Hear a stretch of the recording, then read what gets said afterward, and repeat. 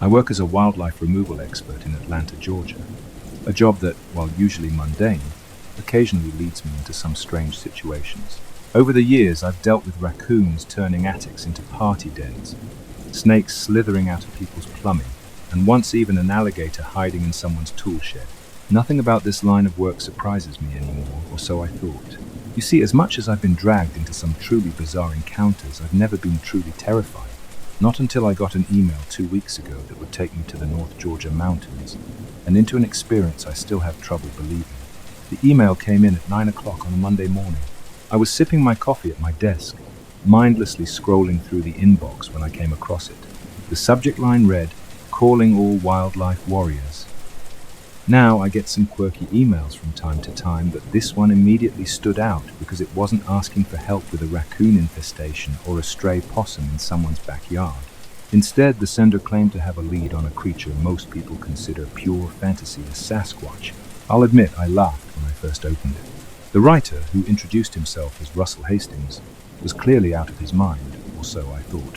The email was a rambling masterpiece of insanity, written with the kind of confidence that only comes from someone who either knows they're absolutely right or is too delusional to care. Russell began by complimenting my company on its glowing online reviews, calling us fearless animal removal experts. Then he launched into his pitch, explaining that he and his cousin Eli had spotted a Sasquatch not once, but twice, deep in the forests of North Georgia.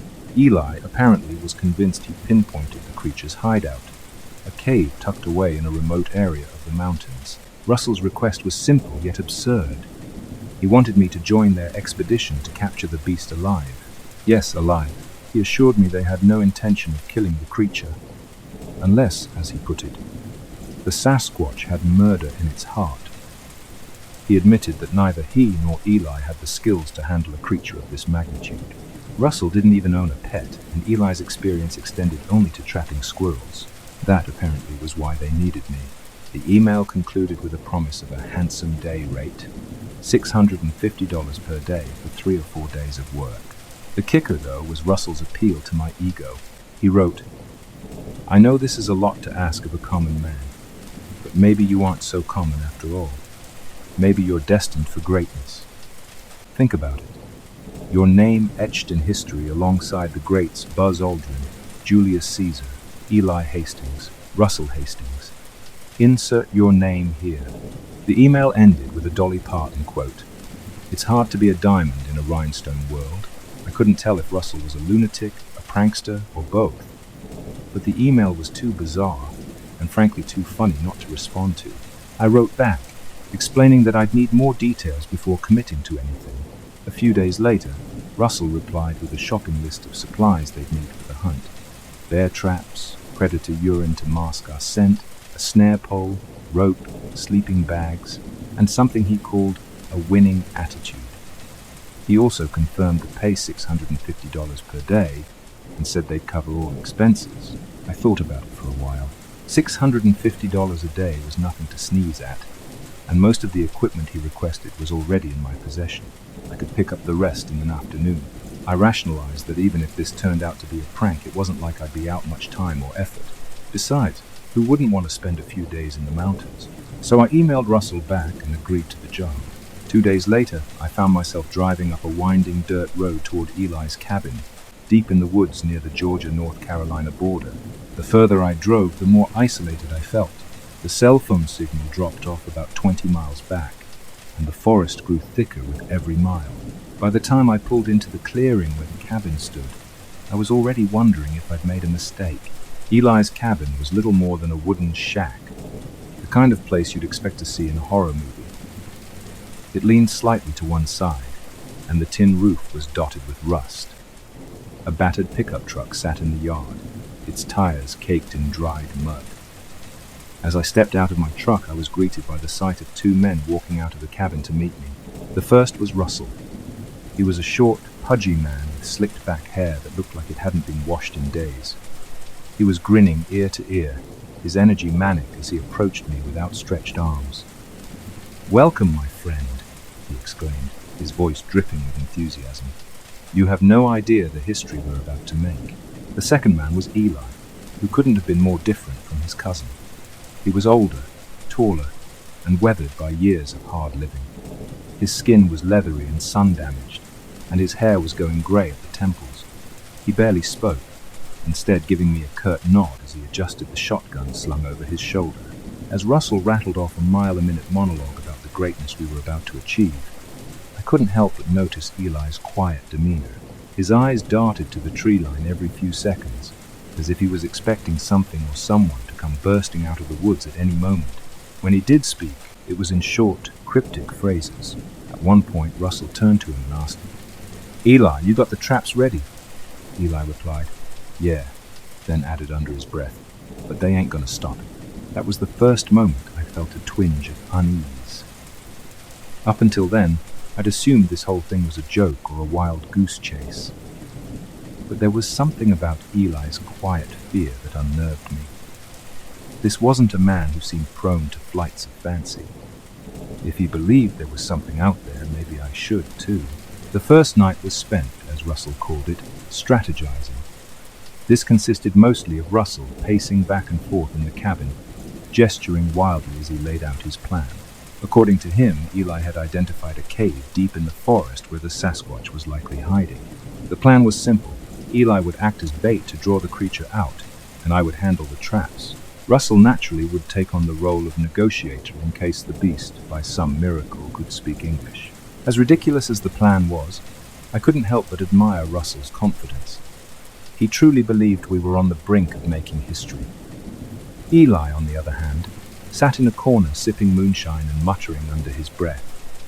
I noticed his hands trembled slightly as he brought the glass to his lips. That night, we all slept in the one-room cabin.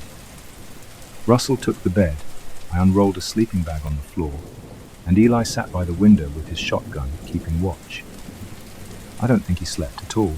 The next morning we set out into the woods, each of us carrying our assigned gear. I had an assortment of traps and sprays, Russell carried camping supplies, and Eli brought provisions and his ever-present shotgun. The hike was grueling, the trail almost non-existent as we pushed through dense underbrush and climbed steep inclines. Periodically, Russell would stop and let out what he called his Bigfoot call, a bizarre guttural yell that sounded like a cross between a dying moose and a man having an asthma attack. Each time he would pause and listen intently, as if expecting an answer. There was never one, but that didn't dampen his enthusiasm. It was about 2 hours before nightfall when we heard the first sign that we weren't alone. We were setting up camp for the night when the noise came from deeper in the forest, a low, guttural growl that sent shivers down my spine. It wasn't the kind of sound you'd associate with any known animal. It was deeper, more resonant, and almost deliberate, as if whatever was making it wanted us to know it was there. Russell froze mid-sentence, his eyes widening. Eli immediately leveled his shotgun at the tree line, his expression grim. I grabbed my snare pole, my heart hammering in my chest. For a moment, everything was silent except for the rustling of leaves in the breeze. Then, the growl came again, louder this time, and it was followed by the sound of heavy footsteps. Whatever was out there, it was big. Before any of us could react, something burst out of the bushes. For a split second, I thought it was a gorilla. It was tall, covered in thick matted fur, and its movements were almost human-like. But as it came closer, I realized it wasn't a Sasquatch at all. It was a man in a gorilla suit. "Don't shoot!" the man yelled, raising his hands in the air. I stared in disbelief as the man ripped off the gorilla mask, revealing a familiar face. It was Kenny Morton, one of my biggest competitors in the wildlife removal business. "Kenny, what the hell are you doing here?" I asked, lowering my snare pole. Before Kenny could answer, another voice called out from above. "I told you not to take off the mask, dumbass." Looking up, I saw another man sitting in a tree stand about 30 feet above us. He looked down at Kenny, then at the rest of us, and let out a long sigh. Well, I guess the cat's out of the bag now. As it turned out, the man in the tree stand was Milton, a local barfly who had overheard Eli talking about the Sasquatch hunt. Deciding he wanted a piece of the action, Milton had hired Kenny to join him in capturing the creature. The two of them had been tracking us for hours, hoping to swoop in and claim the glory for themselves. The revelation sparked an argument among the group. Eli was furious, accusing Milton of betraying him by blabbing about the hunt. Milton shrugged and spat a glob of chewing tobacco onto the ground. What can I say? Rich and famous sounded better than drunk and broke. Russell, meanwhile, was indignant. This is our expedition, he shouted. You're just a bunch of poachers. I stood off to the side, trying to process what had just happened. The whole situation was absurd, and I was beginning to regret ever agreeing to this job.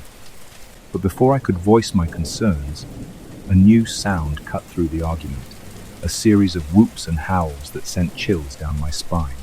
It was the Sasquatch. The argument stopped instantly. We all turned toward the sound, our expressions ranging from fear to awe. The noise was unlike anything I'd ever heard before, a mix of animalistic growls and almost human-sounding cries. It was close. Eli raised his shotgun, his eyes scanning the forest. Kenny grabbed the snare pole I'd dropped, while Milton climbed down from his tree stand, muttering curses under his breath. Russell, of course, looked ecstatic. This is it, he whispered. We're about to make history. The noise grew louder, and the forest around us seemed to close in. I could feel the hairs on the back of my neck stand up as the stench of decay filled the air. Whatever was out there, it was getting closer. I tightened my grip on the snare pole, bracing myself for whatever was about to emerge from the shadows. The forest fell deathly silent as we all stood there, weapons in hand, waiting for something to emerge from the shadows. The smell of rot and musk was overwhelming, so thick it felt like it clung to my skin. I could feel my pulse hammering in my throat. Every instinct I had was screaming at me to turn and run, to leave these lunatics behind and get as far away as possible. But my legs wouldn't move. I was frozen, staring into the darkness, waiting. Then we heard it. The sound of branches snapping, heavy footsteps pounding the earth, and a low growl that seemed to reverberate through my bones. Whatever was out there wasn't just big, it was massive. It moved with a purpose, each step deliberate, each sound calculated. It was stalking us. Russell, of course, couldn't contain his excitement. This is it, he whispered, grinning like a maniac. This is our moment. Stay calm, everyone. Remember the plan. I wanted to grab him by the shoulders and shake him. Stay calm? What plan? Did he honestly think we were prepared for whatever was coming? Suddenly, a shape emerged from the shadows, and for a moment I thought I was hallucinating. It was enormous, at least 9 or 10 feet tall, its body covered in thick, matted hair that was somewhere between reddish-brown and black. Its arms were long and muscular, its chest barrel-like, and its legs thick as tree trunks. But it was its face that sent a chill down my spine. Its deep-set yellow eyes gleamed with intelligence and malice, and its mouth was twisted into what I can only describe as a grimace. This wasn't some dumb animal. It was something else entirely. The Sasquatch stopped a few feet from where we were standing, its gaze sweeping over each of us. For a moment, no one moved. No one even breathed. Then, to my absolute horror, Russell stepped forward. "Oh, great one of the forest," he called, his voice dripping with reverence. "We come in peace." I couldn't believe what I was seeing. Russell, the same man who'd spent the entire trip spewing motivational quotes and half-baked plans, was now standing inches away from a creature that could snap him in half without breaking a sweat. And what did he do? He pulled a cigarette out of his pocket and offered it to the Sasquatch like he was making small talk with a neighbor. Without waiting to see what it would do next, we bolted. Eli fired another shot over his shoulder as we tore through the forest, our feet pounding against the ground as branches whipped at our faces and arms. I could hear the Sasquatch behind us, its heavy footfalls growing louder with each passing second. My lungs burned. My legs felt like they were on fire, but I didn't stop. I couldn't. The thought of that thing catching up to me was enough to override every ounce of pain and exhaustion. Eli was ahead of me, moving with the kind of speed and agility I didn't think a man his age was capable of. Milton and Kenny were somewhere behind us, their panicked shouts mixing with the sound of the Sasquatch's guttural growls. Then the footfall stopped. I skidded to a halt, nearly tripping over a fallen branch as I turned to look behind me. Milton and Kenny were gone. The forest was eerily quiet, save for the sound of the wind rustling through the trees. My heart was pounding in my chest as I scanned the area, my eyes darting from shadow to shadow, and that's when I realized why the footfalls had stopped. The Sasquatch wasn't on the ground anymore, it was in the trees. I looked up just in time to see its massive form leaping from branch to branch, its movements disturbingly silent for something so large. It moved with an almost predatory grace, its yellow eyes fixed on us as it closed the distance. "Eli, it's in the trees!" I shouted, my voice cracking with panic. Eli didn't stop running, but he glanced up, his face pale with fear. "Keep moving," he yelled. "Don't stop." I wanted to listen. I really did. But my legs were trembling and my breath was coming in short, ragged gasps. I knew I couldn't keep this up much longer. The Sasquatch leapt down from the trees, landing with a thud a few feet behind us. Its long arms reached out, grabbing for anything it could. I felt its hand brush against my backpack, and I instinctively slipped out of the straps, letting it fall to the ground. Eli wasn't as lucky. The Sasquatch grabbed him by the backpack and hoisted him into the air. He let out a startled yelp, kicking and thrashing as the creature held him aloft. For a moment, I thought he was done for, but then he did something I didn't expect. He slipped out of the backpack just like I had, and fell to the ground with a grunt. We didn't stop to look back. The cabin was only 100 yards away, and it felt like our only chance at survival. I pushed myself harder, my vision narrowing as I focused on the small wooden structure in the distance. When we finally reached the cabin, Eli burst through the door, slamming it shut behind us and shoving a heavy wooden bar across it to keep it closed. I collapsed onto the floor, my chest heaving as I tried to catch my breath. My entire body was shaking, and my ankle throbbed with a pain that I knew wasn't good. Eli didn't waste any time. He grabbed a shotgun from above the fireplace along with a box of shells and handed it to me. "You know how to use this?" he asked, his voice steady despite the chaos outside. I nodded, though I wasn't sure I could aim straight in my current state. "Good," he said. "We've got enough guns and ammo in here to take down a small army. If that thing gets in, we'll make sure it regrets it." The cabin, as I'd noticed earlier, was a prepper's paradise. There were shelves stocked with canned goods and bottled water, crates of ammunition, and even a couple of Molotov cocktails sitting on the counter. If there was ever a place to make a last stand, this was it. But as I sat there, clutching the shotgun and listening to the sounds of the Sasquatch prowling outside, I couldn't help but feel like it wouldn't be enough. The next few moments were a blur. I remember the creature slamming against the door, the sound of wood splintering as it tried to force its way in. Eli fired through the window, shouting obscenities and insults at the thing. I threw together a few makeshift Molotov cocktails, lighting one and tossing it out the window in the hopes of scaring it off. The fire seemed to work, at least temporarily. The creature let out an enraged roar and backed away from the cabin, its massive form retreating into the darkness. But I knew it wasn't over, not yet. The silence that followed the Sasquatch's retreat was almost more terrifying than its earlier rage. Eli and I sat in the cabin, backs against the wall, guns resting across our laps. The fire from the Molotov cocktail flickered outside, casting jagged shadows across the forest. My heart was still pounding, and my hands trembled so badly I almost dropped the shotgun. For a moment, I thought maybe the fire had scared it off for good, but Eli wasn't so confident. "Don't you relax yet," he muttered, peeking out through the shattered window. His voice was low and grim, barely above a whisper. "It's out there, just waiting, watching." I followed his gaze out into the dark forest, but I couldn't see anything beyond the faint glow of the firelight. Still, I could feel it, this oppressive presence, like the forest itself was alive and holding its breath. The hairs on the back of my neck stood on end, and every nerve in my body screamed at me to run, even though I had nowhere to go. Eli stood and paced the room, clearly agitated. His face was pale, and sweat beaded on his forehead. He loaded more shells into his shotgun with shaky hands, muttering to himself. "Damn thing's smart," he said. "Too smart. It's testing us, wearing us down.